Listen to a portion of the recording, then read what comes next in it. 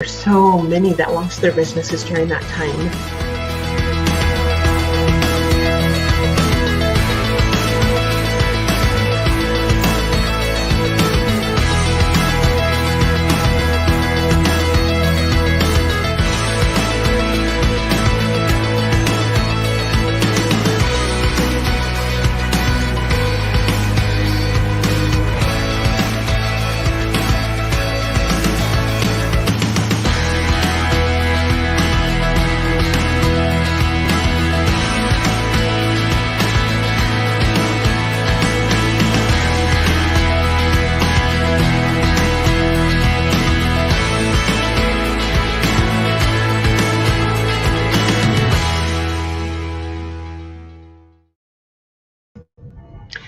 Good morning and welcome to this show. This is July 19th and this is book launch week for J.W. Wilson. J.W., happy to have you here.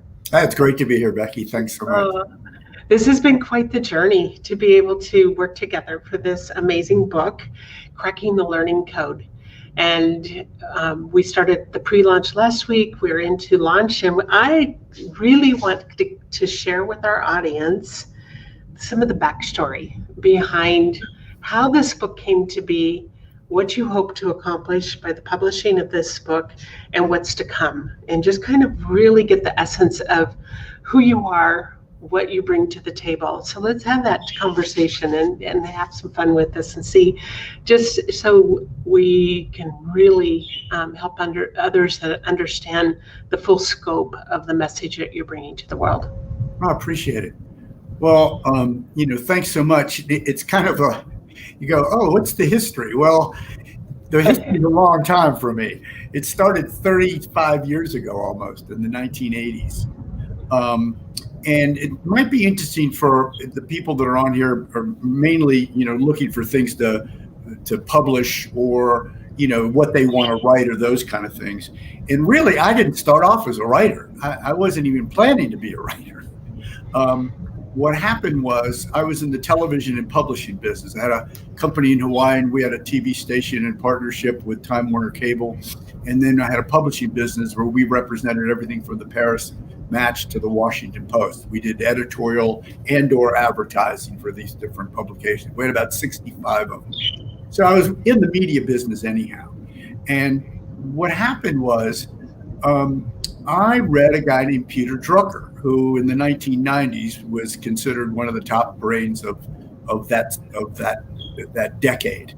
And what he said, I read this in the 80s, he said, we're a knowledge society.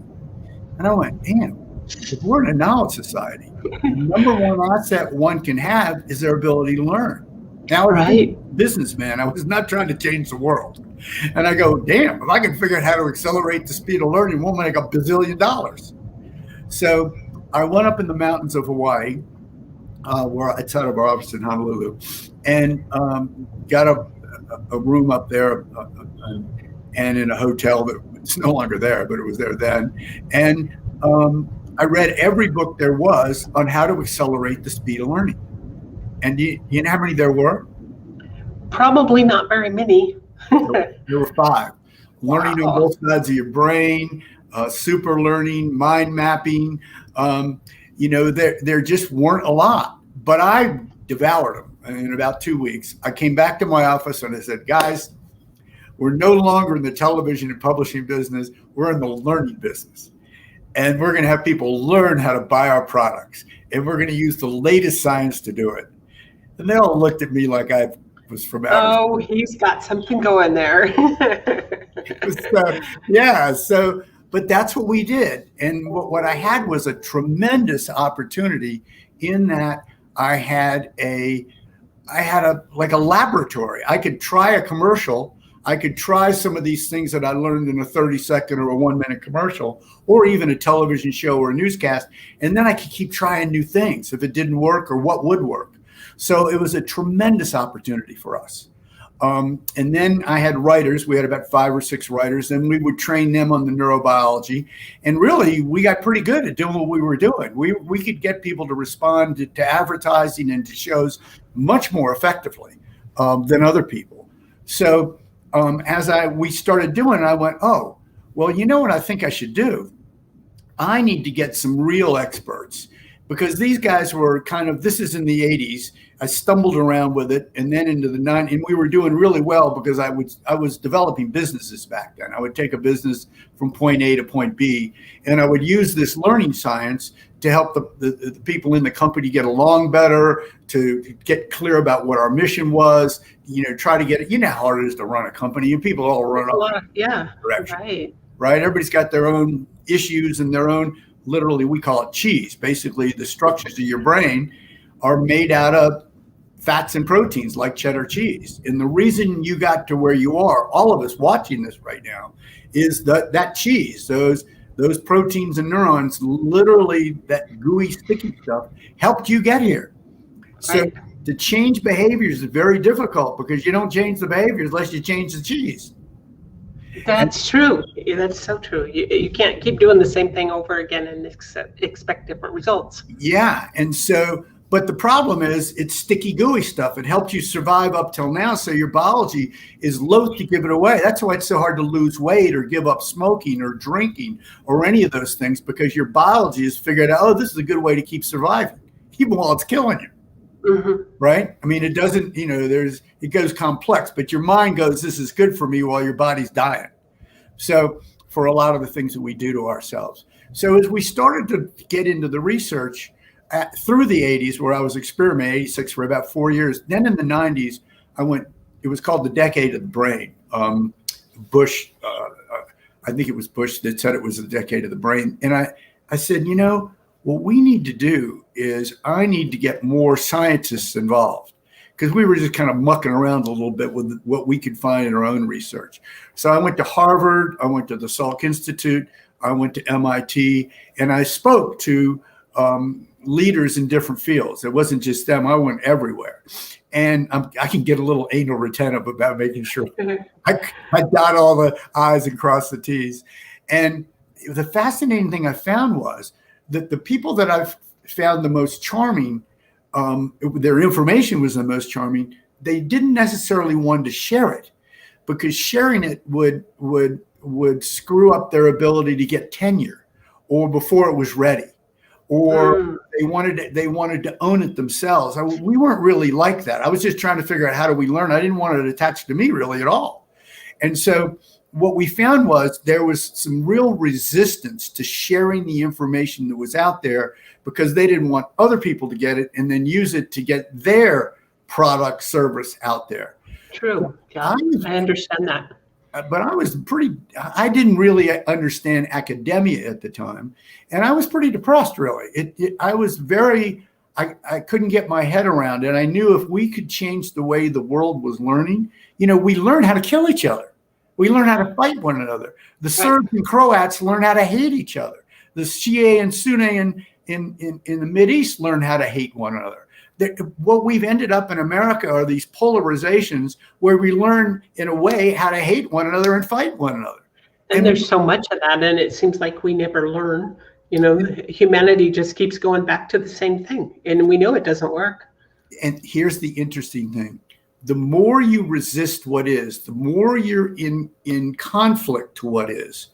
This is really interesting. The more you take a position, your blood flow shifts to the middle. I'm being very general here, so I don't want to, any neuroscience. Well, it's not exactly like that. But for our audience, our lay audience, basically what happens is, when you're under stress, when you're against something, it literally shifts your blood flow in your brain to your least evolved, most emotional structures that really are the most resistant to change. So when I take a position and I say my position is who I am, basically, and new information comes in that says your position may not be the right position, your biology resists that like crazy.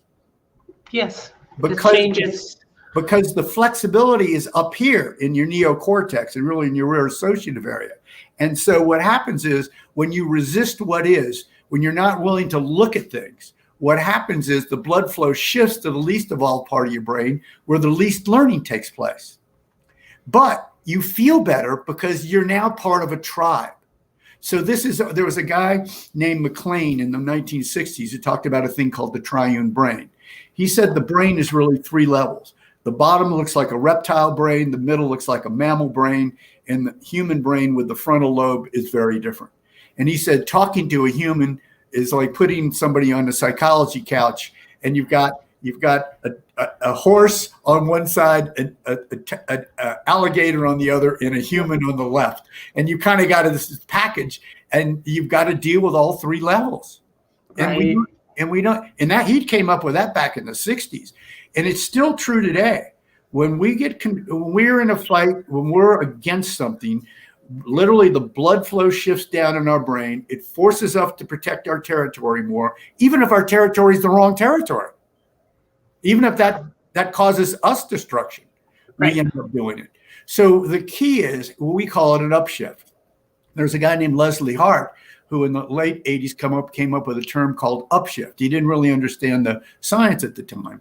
But the more you can become the observer of your own actions, of other people's actions, it shifts the blood flow to a part of your brain called the ventral mental prefrontal cortex that allows you to see how all the pieces fit together without judgment. And this is where meditation puts you. Mm-hmm. This is where mindfulness puts you. That's why these spiritual approaches are so powerful for us. So, well, I know how that is because, when I regularly meditate, I feel my days go so much better than when I just speed through the day because I have so much to do and don't stop. It just really just changes the very fiber of what I do. Really, what we've gotten is this idea that the harder I work, the better it is. But really, when you look at it's like Sisyphus, the Greek god that was pushing that ball up the hill, and he'd get at the top and it would roll back down. Right. When we're in these stressed, downshifted states, it literally impedes our ability to transform. And this is where a lot of people that may be watching this and that are writing their books and other things, the way to really transform these structures is to what we call an upshift. You shift up into these more evolved neurological structures where you become the observer of what's going on rather than one with what's going on. There's a difference there by a lot. There is a big difference. Yes. Yeah.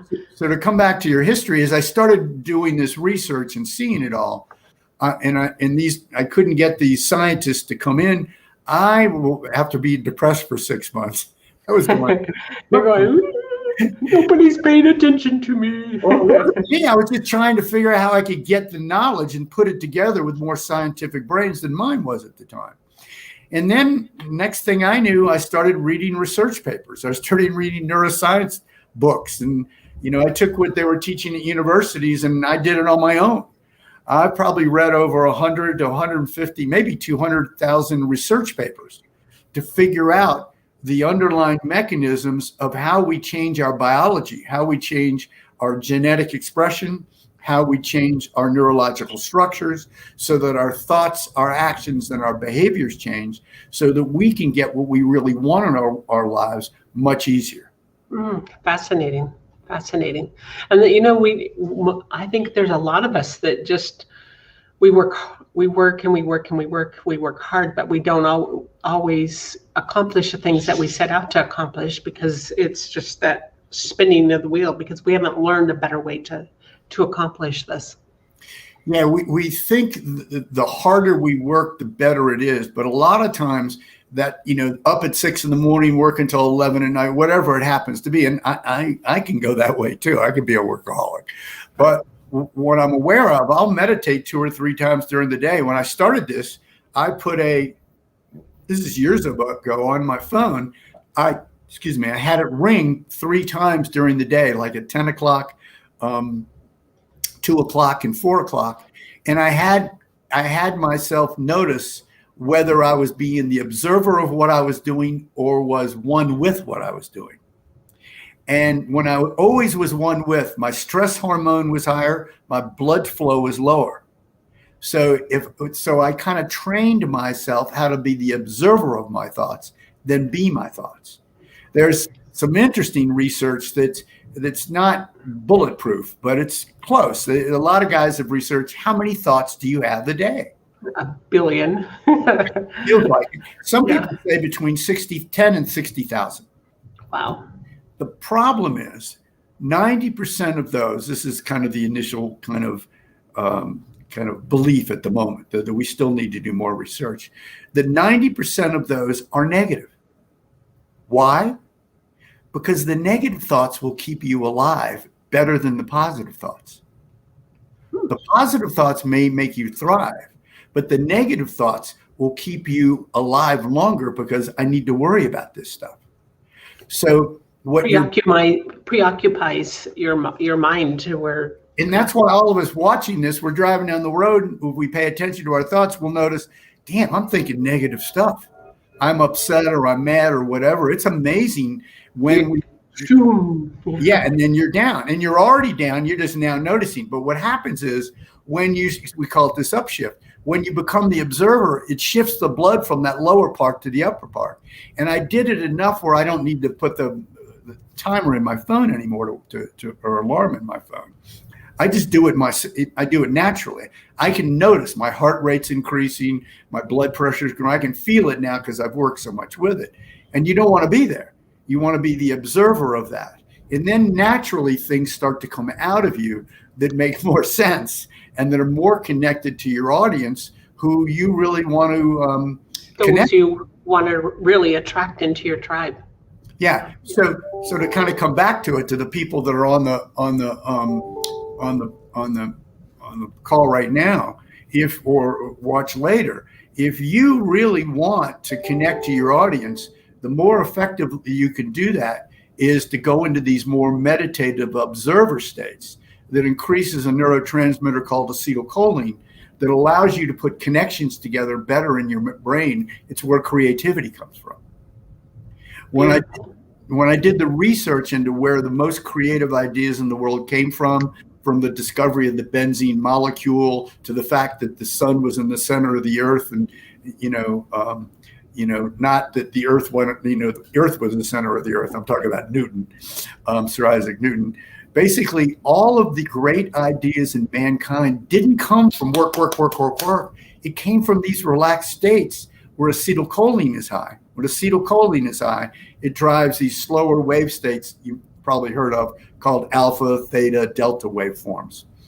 And these slower waveforms driven by this neurotransmitter acetylcholine allows you not only to put things together in your brain in a more creative manner, you can take things that are outside of you and connect them to what's inside of you and create more value.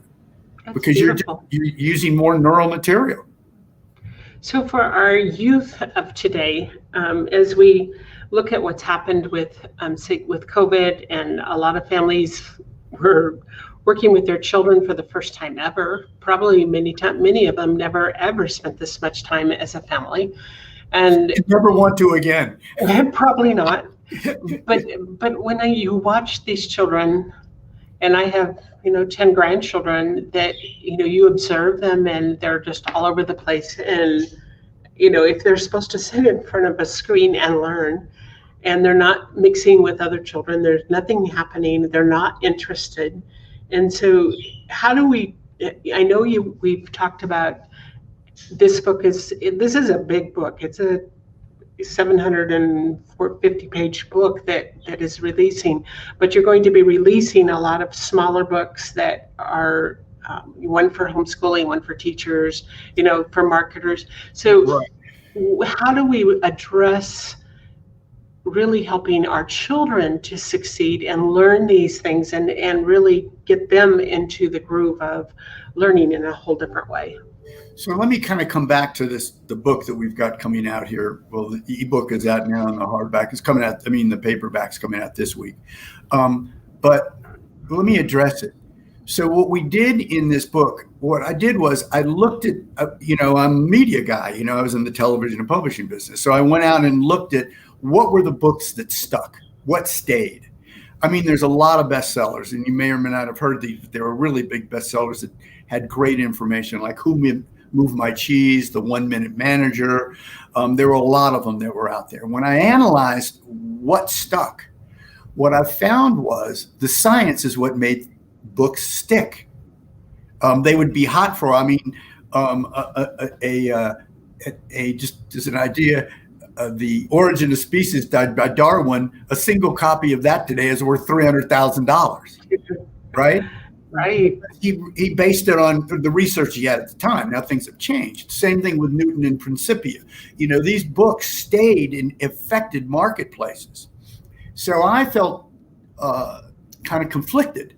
I needed to create something, or we needed to create it, something that where what we could do is we could have everything in one place. So you didn't have to go look for it. You could just pull it off the shelf. Mm-hmm. So what we did is we built the first real compendium from the neurobiology of how you learn, though we wrote it for the average schmo, for anybody.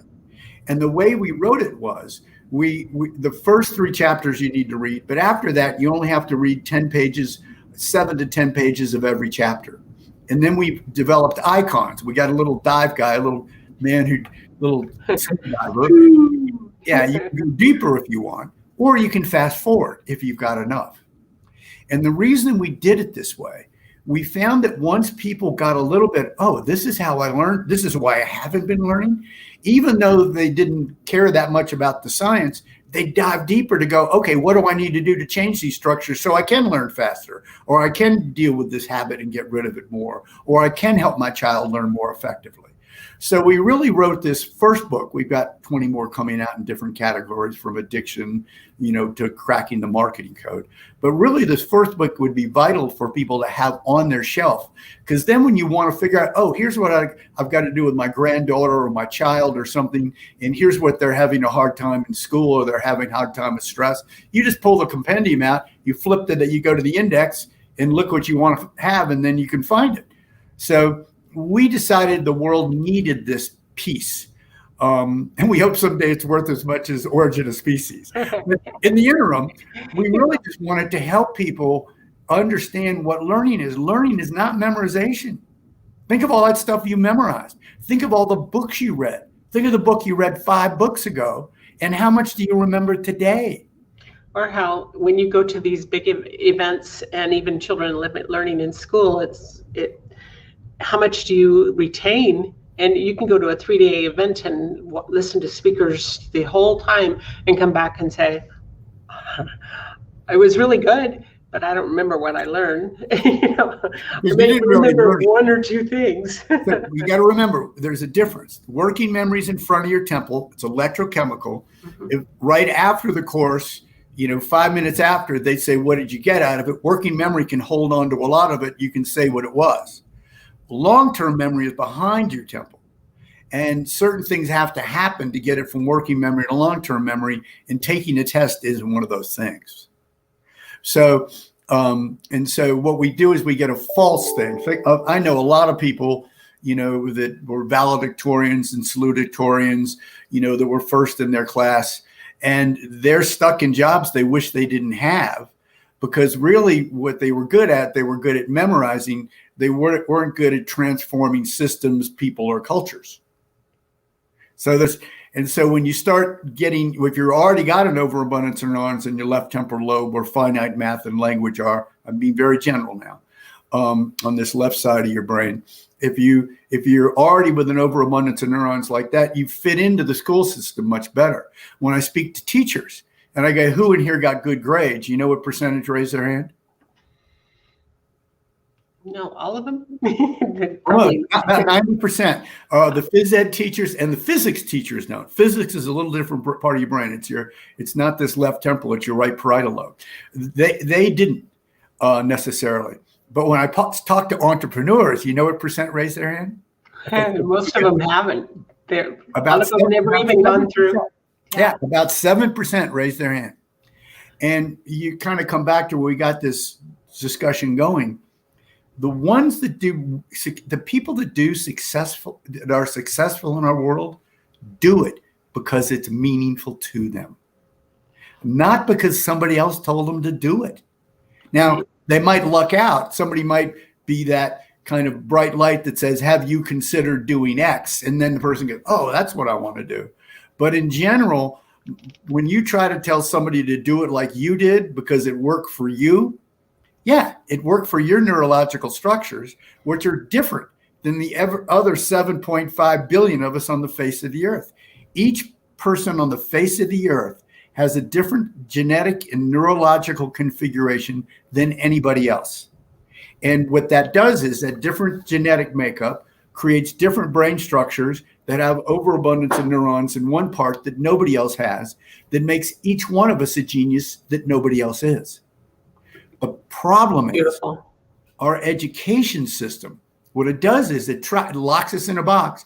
Up until you were 7 years old, you know how many words you learned? Without ever taking a test or anybody putting you in a classroom? It's because you weren't under stress. You learned a ton of things. Well, you learn it also. You learn about 30 to 100,000 words, depending on the environment, by the time you're 7. How did you learn those words? You learned those words by going after what was meaningful to you at the moment, whether it was Legos, whether it was football, whether it was dolls, whether it was clothes, whatever it was, whatever charmed you, music. So what you did was you self-directed before we let the school system get involved. You self-directed all your learning.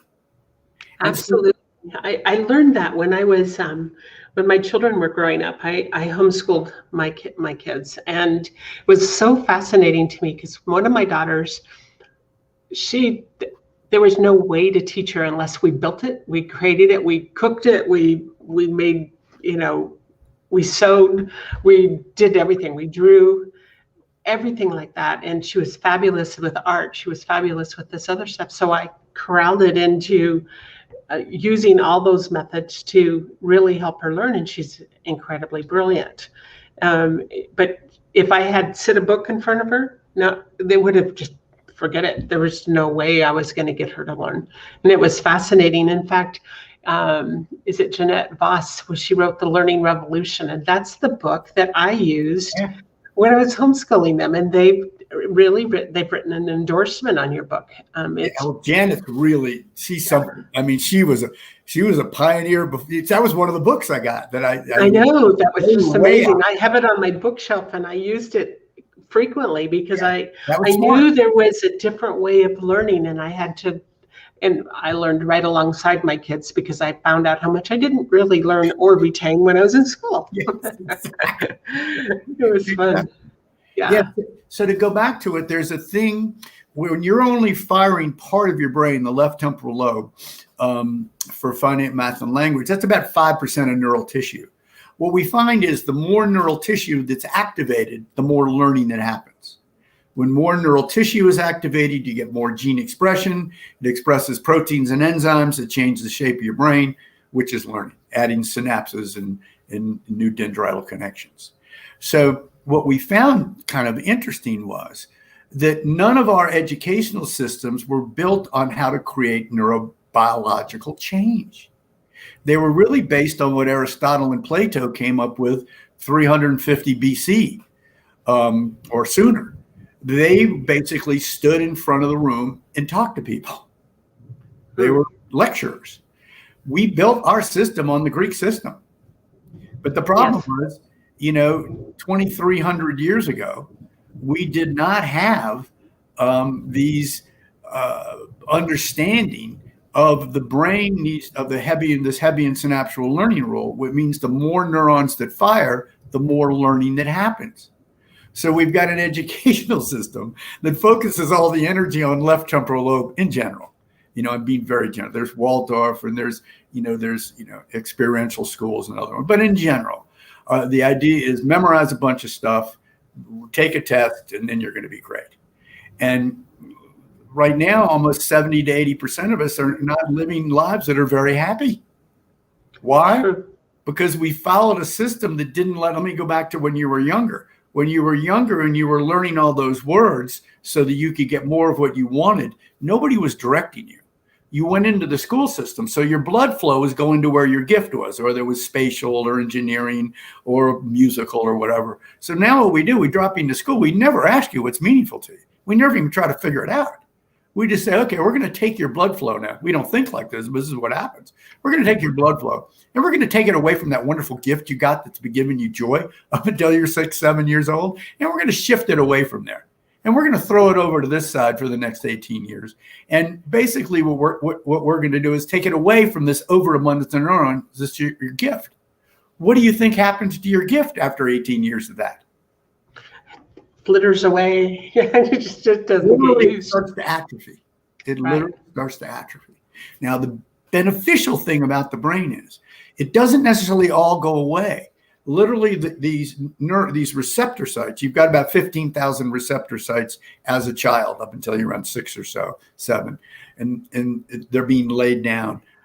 By the time you get to be about 24 or 6, you've only got 5,000 connections. So you've got all this raw material when you're young that's being driven by what's meaningful to you. But we take that out.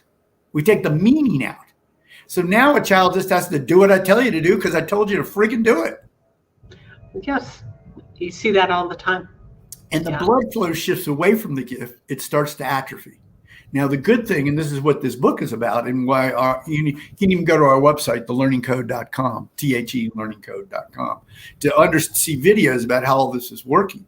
But basically, by understanding how our neurobiology works, we can be much more joyful, much more happy, because we're able to follow more what's meaningful to us because our neurons were set to do that anyhow. Right. Absolutely. Let's take just a real quick break, give you a chance to get a glass of water, and we'll come right back to this. So I'm excited to keep on going. Sounds good. Strong, long-lasting memories, like your first kiss, activated long-term potentiation, which in turn created strong, long-lasting physical changes in your brain, which means you can't forget it. That memory is now part of your brain's fabric. For our purposes here, anytime you hear the word potentiation, all you need to understand is that potentiation simply means strength. So the quick, easy explanation of the scientific term short-term potentiation is that it produces temporary memories in you that aren't strong at all. Well, long-term potentiation creates long-lasting memories that are very strong.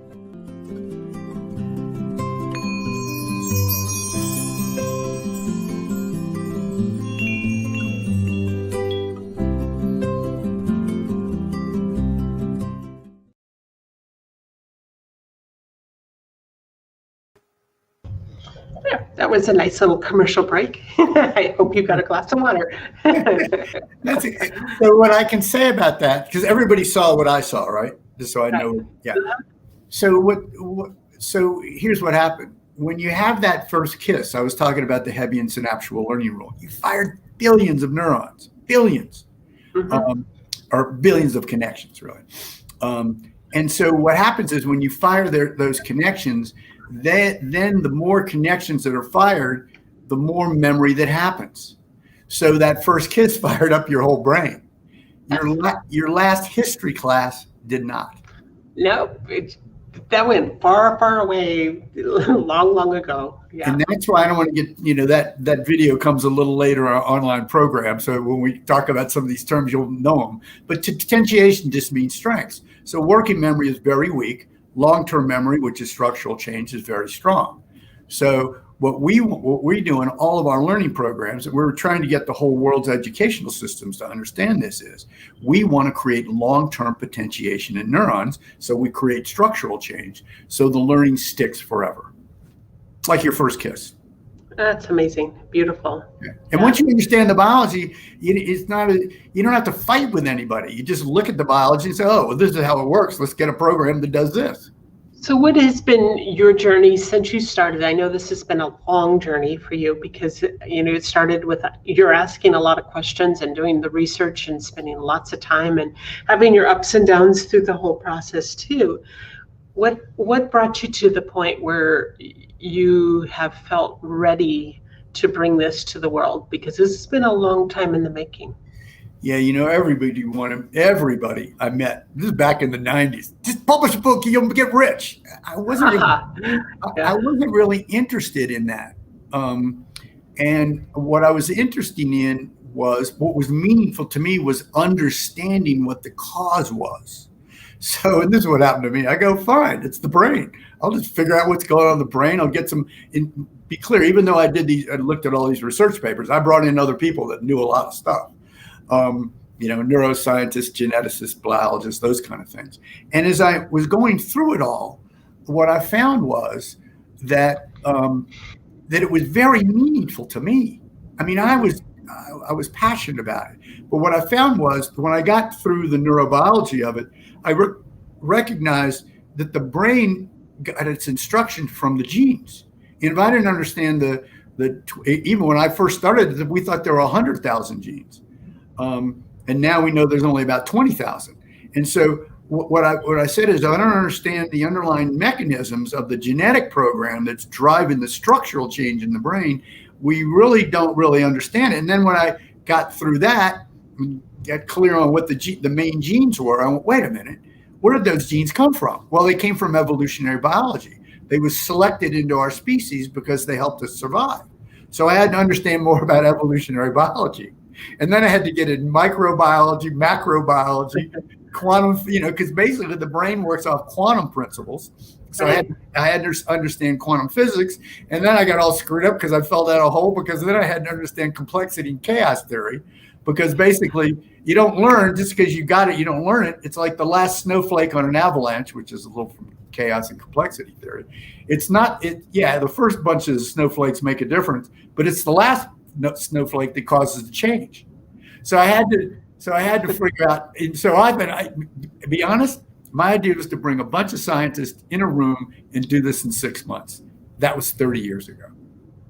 It was 30 years ago. So it didn't quite work the way I wanted. So anyway, I got to learn a lot of this myself. And the wonderful thing was, nobody was directing me. It was just meaningful to me. Right. So there was nobody telling me to do it. And this is what happens. The minute your kid tell your kid to do something, there's resistance. Absolutely. It's just where we are as humans. So if we can self-direct, our neurochemistry learning goes up, our stress hormones go down. We're able to be much more efficient in this world. But most of us don't know what's meaningful to us. We just do what the school system told us to do, or our parents, or I got a friend of mine who's a doctor who's an incredible film producer. Why is he a doctor? Because his parents wanted him to be a doctor. And he didn't want to disappoint them. Right. So we're, you and I are older. Here we are. Is there hope for those of us that are older that need to learn new ways? We can revamp that wiring, right? Our brain is so flexible into our 80s and 90s, really. Now, some things we may forget because there is some structural loss in some areas. But in general, what's happening to us is as we get older, really there was some research done really in the 90s that was really fascinating that not many people know about. They found that we have windows for when you walk, when you talk, when you get 20/20 vision. You really don't get the kind of 20/20 vision that allows you to see really well until you're about 6 or 7. That's why if you start reading too soon, it flattens the eyeball and we'll have to wear glasses. Doesn't mean you shouldn't start reading before that, but there's consequences. And so what we found was that when you're able to discover what is meaningful to you at a later date, your biology shifts. So, but it's hard when you get older to discover it. But here's the fascinating thing. As we get older, these connections between neurons called axons, they have a little fatty layer around them to accelerate the speed that goes between neurons. So the more fatty layer, the faster the information, and in a way, the more creativity. That's where wisdom comes from. Found in your 4th decade, going into the end of it, you start to lay down more myelin around the connections that already exist, which means you can see new things in the world and connect it up to what's already in your brain more efficiently than a 20-year-old. That is incredible. This is just so fascinating to me to think of how that we're able, even into our 90s and beyond, because people are living so much longer, that we can continue to learn and adapt and create new ways of doing things because our brains are so amazing. And it's just incredible. So with this book, I know you have the 20 books that are to follow. You have courses, they're short courses. Let's talk about what, for those that either listen now or later, what is it that they can count on when they pick up a copy of this book, and then going forward, maybe they want to work with others on learning how to use what you teach. Let's see what you've got there. Well, you can go to our website, thelearningcode.com, and see what we've got. We've got a bunch of videos up there. We've developed online programs, and here's the fascinating thing. Kind of fits into what I was just talking about. When you're in a classroom and you spend 40 minutes or an hour getting downloaded, or a webinar getting downloaded, really, how much are you learning? Well, a couple of things are happening. After about 7 minutes of information, working memory in front of your temple, it's a very small little area, fills up. And if you don't allow it to come back to long-term memory, it literally, the new information you come in knocks it out. So when you're in a classroom, about every 7 minutes, not always, if it's highly meaningful to you, it can stick. But if it's not meaningful to you, every 7 minutes, information's getting knocked out. That's why you got to go home and do all the memorization. You didn't learn it in the classroom, right? And because it didn't stick. So what we found was we've developed really the first online program in the world based on neurobiology. We give you things to do for only 3 to 7 minutes a day. You only watch 3 to 7 minutes, but then we have you go out in the real world and physically do something from 3 to 7 minutes. It's that doingness that changes the brain structure, not the readingness, or the memorizingness. I think I'm making up words. Right. we call it makey-uppy. I'm definitely a makey-uppy. So what happens is that's so depressing. So what we found there's really 4 stages to the learning process, and only one is information.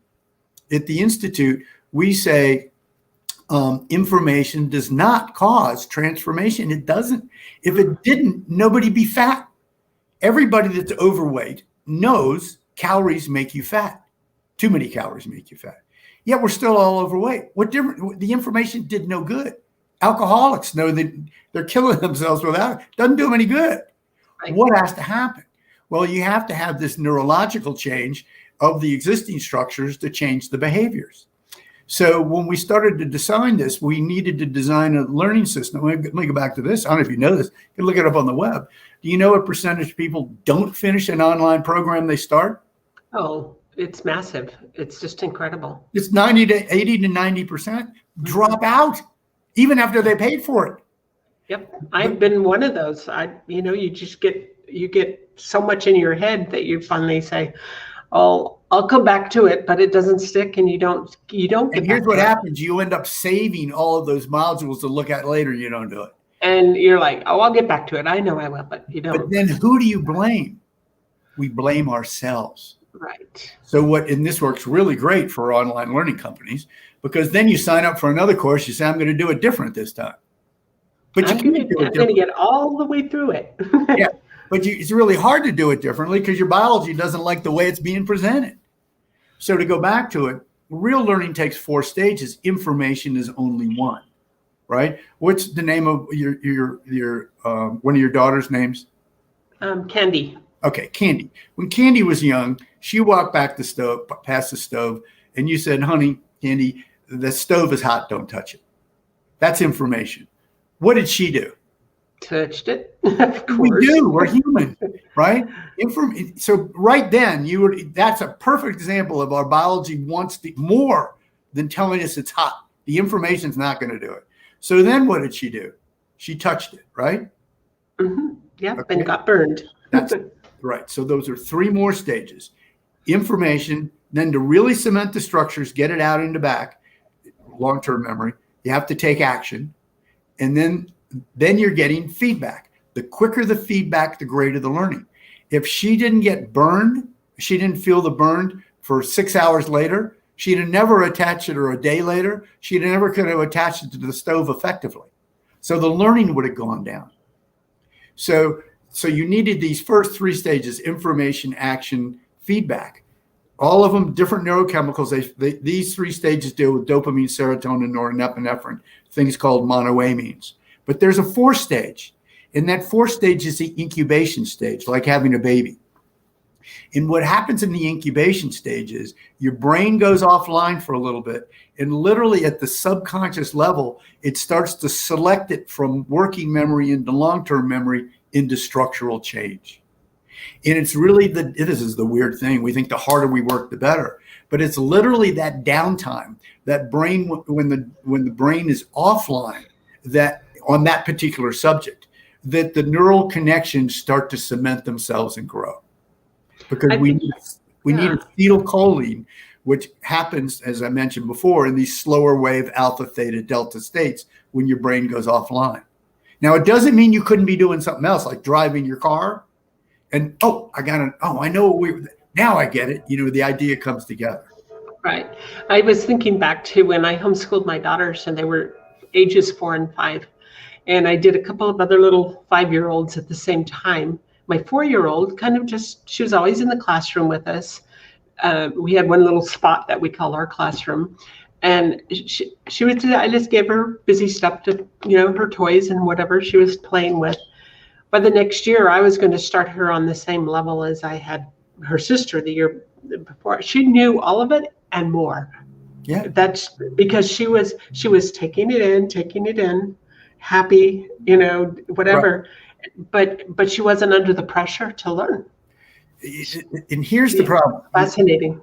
When you're under stress, everybody thinks you learn better under stress, but all you got to do is look at the research on eyewitness accounts of accidents or trauma. Yeah. They get it wrong. Oh, it was a blue car from the left. No, it was a red car from the right. Now, how could those two people be so wrong? Well, they're not really wrong. Basically, the higher the stress, literally the lower the learning. And have you ever taken a test without being under stress? No.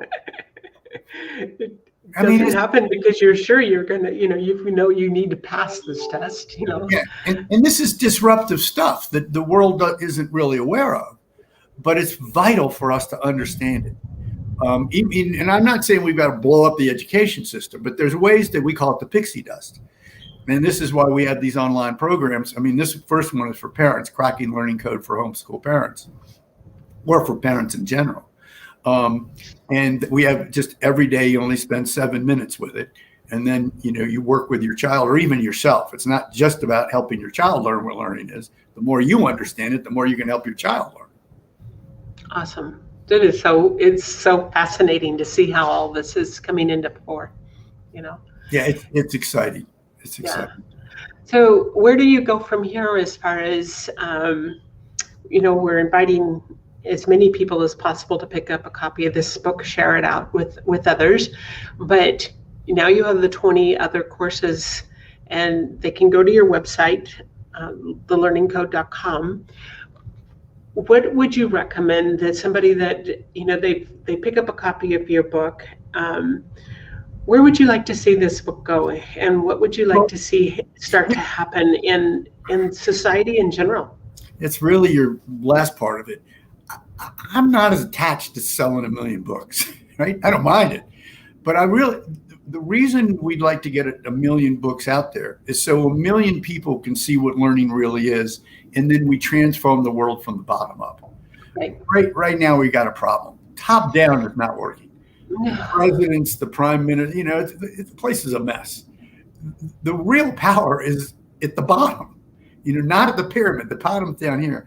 And my belief is the more people that understand this neurobiology, even little bits of it, are how we learn. Even not using the word neurobiology, because those first parts of the chapter, we don't get deep into that. It'll change everything they're thinking about and what they're doing in their own lives. And then our goal is to have them share it with others. Because what our real goal is to change the world. Right. It's going to be kind of like a domino effect. It's what we anticipate with this, because the information is so phenomenal. It's what's been happening to us, and we're feeling very blessed, and it's one of the reasons, a lot of people said, oh, just go ahead and publish, years ago. But really, it's kind of the world's got to be in the right place. And in a way, COVID is a benefit to us because it exposed the way the educational systems weren't working when we tried to move online. Right. And it kind of exposed how they weren't working even when we were there. I mean, you don't have a society where 70% of people are living paycheck to paycheck if your education system worked. Right, right. If it worked, there should be a tremendous amount of success happening. Yeah. So what we really want to do is we want to create kind of a, I don't want to use that word army because that's fighting, but kind of a mission-based group of people that really have a commitment to recognizing, oh, I just saw things aren't right. Let me help dive in here and drive it so we change the world by changing the way we look at what learning is. Well, the fascinating part of that is when you think about it is when, if you started to get this into schools, and then you started also for every online course that is created and it operated in this way, it would just, wow, totally remarkably change what is happening. And what I think about this is, when, as you develop what's yet to come, and people are actually, you spend time with them to teach them how to implement this into their lives, more than just the reading, but implement it. And then they go out and start sharing. It's going to have an amazing effect to how our world learns. And once we understand the true concept behind it. Yeah. And that's why when we get this kind of herd of people, going on social media, sharing this kind of stuff of what they learn from it, I think it's going to happen pretty quickly. I toured around the world not long ago with Robert Kiyosaki and talked about this. There's a group called Success Resources. It's one of the largest seminar companies in the world. And it was fascinating. It was before we had the book and the online program done. This is last year, or all the way, bulletproof. And the feedback was incredible. When people hear this, they go, they kind of think, this is the missing piece that I need in my life or my child's life or in our society or culture. And we've been forcing old systems that don't rely on neurobiology to be successful. They rely on reward and punishment and force. There's a difference. When you look at extrinsic motivators, reward and punishment, there's a guy named DC at the University of Rochester, I think should win the Nobel Prize for his research. Seriously, what he found was reward and punishment does not do what we think it does. It stymies the brain. It makes the brain shut down. All it does is control the organism within boundaries. The minute you remove the reward and punishment, the organism goes back to doing what it did before. Right. So reward and punishment only works when it's present to get the individual or the rat to do what the heck you want to do in that moment. And so there's no self-volition. It's external motivation, not internal motivation. The fastest learning, literally by hundreds of percent, comes from when I intrinsically am driven to do something that's meaningful to me. Yes, I have a granddaughter who is just incredibly artistic. I mean, she can draw. You're just stunned at the way she does. She absolutely hates anything to do with school. And but if she was, we don't live close by, so there's that distance where it's hard to really keep her corralled, because you'll notice even through this whole COVID thing, she excelled at all of her artwork because it was interesting. Meaningful. It creates the meaning. So we're working now on creating a book together, and I'm having her create the storyline, because yes, you can draw, but let's bring in some of the storyline to this, which makes her think in a whole different way. And now she's interested. Right. So what you did in my world, or in neuroscience world, she has had a visual cortex dominant with some spatialness where she could figure out how to draw it. These are not necessarily the structures of the educational system. And so what she was able to do was she was able to hook things up and see things differently. Now what you're doing is say, okay, let's take your left temporal lobe and hook it up to the other lobes by sticking words on what you're doing. Mm-hmm. And now we're coming back to this Hebbian learning rule, which means the more neurons that fire, the more learning that happens. Now she's self-motivated with art, and she's just expanding what art is. And she's expanding how to get her message to the world, and she attaches words to it. Yeah. So now she becomes more self-directed with the words, because the other structures that were more naturally dominant are literally pulling it along. It's like drafting behind a race car. It just makes it much easier. Beautiful. And I think that the more you observe each one of us and you observe the children, if you give them something they're interested, they're peaceful, they're happy.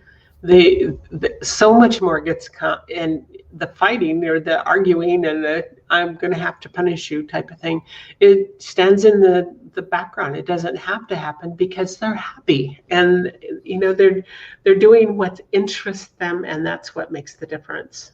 Yeah, and we still have a long way to go to understanding how we create the perfect systems, right? For children. This is really the first step. But really, it's kind of the reason people think it's so disruptive and it's so transformative.